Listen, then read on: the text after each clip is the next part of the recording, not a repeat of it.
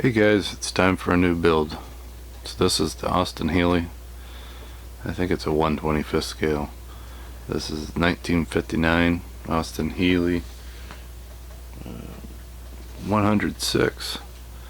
This is done by Revell. This is one of the original ones. This one was actually made in 59. This one, the body was actually 6 pieces. So you had this front piece here, that was one. The whole sides were one on each. Then you had the lower part on the front and the back, so them were separate. I was a little nervous at first of putting those together because of how well it would hold, and it was actually designed quite well. It went together really well. No seams, which is quite surprisingly. This one, this hood here, has a latch, so when you have it open there's a pin. It'll actually be just like your hood latch on your car, so you can hold the hood up. I gave them a quick coat of primer. Let's see how bad the body is. I got the tires at least glued together. One of them goes in the trunk. I was thinking about getting new tires, but then I really like to keep the kit's original for like stuff like this because of this age. But I don't know, I'm gonna do them up, see how it looks. If they look good, I'll keep them. If not, I'll get something different. And then this one, I was messing with the seats. And the seats actually have a hinge, so like you could have it so it's like somebody's getting in the back seat, and the seats hinge. And when I was looking at it, I was thinking, wow, that's really cool that they actually went to that detail, and they actually printed it on the box that the seats do that, so they were proud of it too. So there's that. It comes with an inline 6.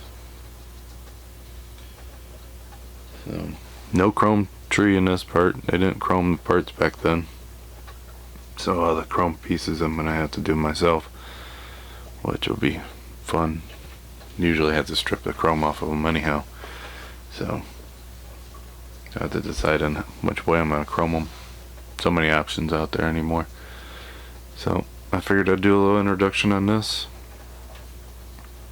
Haven't decided on what color to do.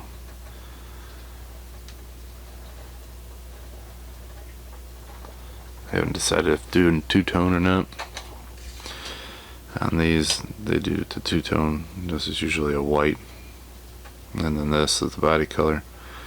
But I have seen this red and this black, and vice versa. This black, this red, and then red and white.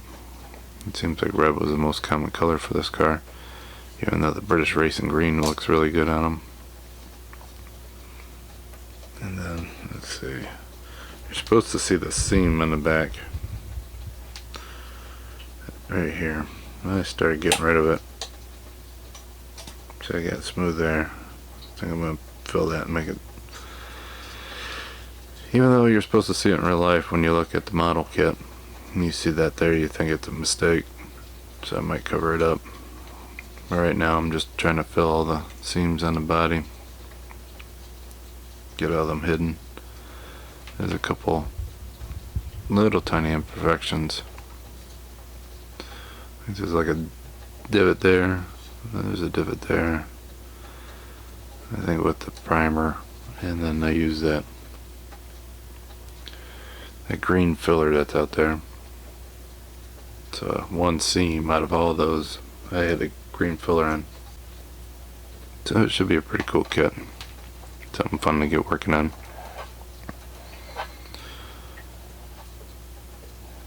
But once I get going on it, get further on there, I'll do an update and let you guys see. Alright, talk to you guys later.